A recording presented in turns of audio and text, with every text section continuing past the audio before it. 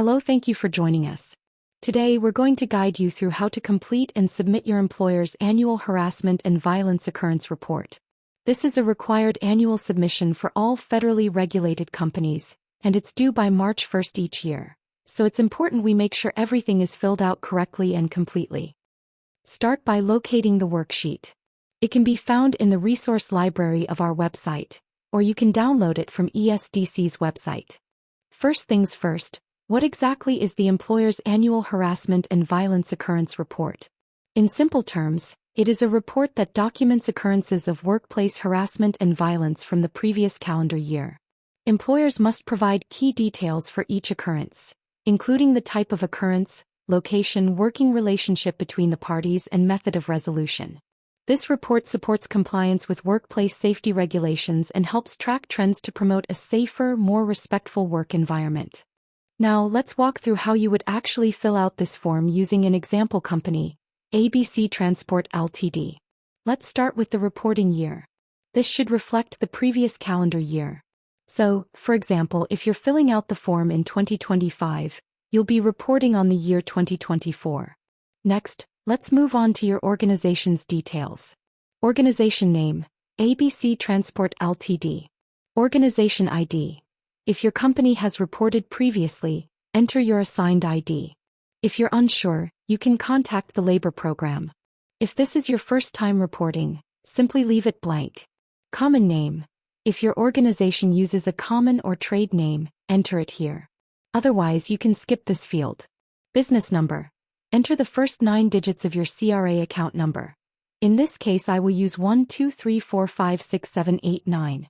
Once that's complete, go ahead and fill in your primary contact details. This refers to the person responsible for submitting the report. Name, John Smith.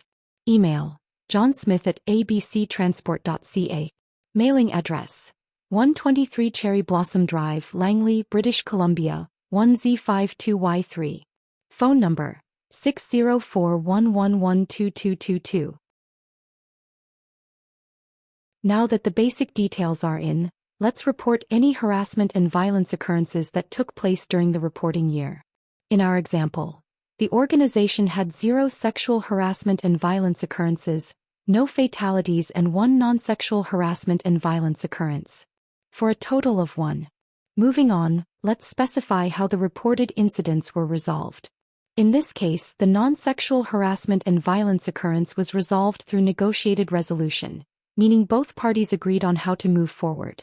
So we'll enter 1 for negotiated resolution, 0 for workplace assessment, 0 for conciliation, 0 for principal party could not be identified, 0 for investigation. If you'd like more information on these resolution types, feel free to contact Safety Driven.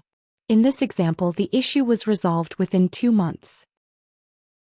Next, we'll identify the relationship between the individuals involved in the occurrence. In our case, both parties were employees. So we'll enter the following. Now let's look at whether the incident involved any prohibited grounds such as race, gender, or disability. Since none of those were a factor in this example, enter 0 in all fields for this section. Let's move on to the location of the occurrence. This incident happened at a workplace controlled by the employer, so you'll enter. Next, specify the exact location. Address: 123 Avocado Lane, Langley, British Columbia, 1Z13Z8. Number of occurrences, 1. This confirms the total number of reported occurrences is still 1 for the year. And finally, don't forget to attest the document.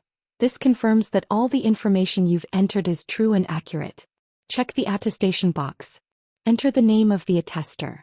Once everything is complete, submit your form via email or mail to the labor program. And of course, if you have any questions or want someone to review the form with you, feel free to reach us at our email info@safetydriven.ca. You're now ready to submit your report with confidence. Thanks so much for taking the time, and don't forget, the deadline is March 1st each year.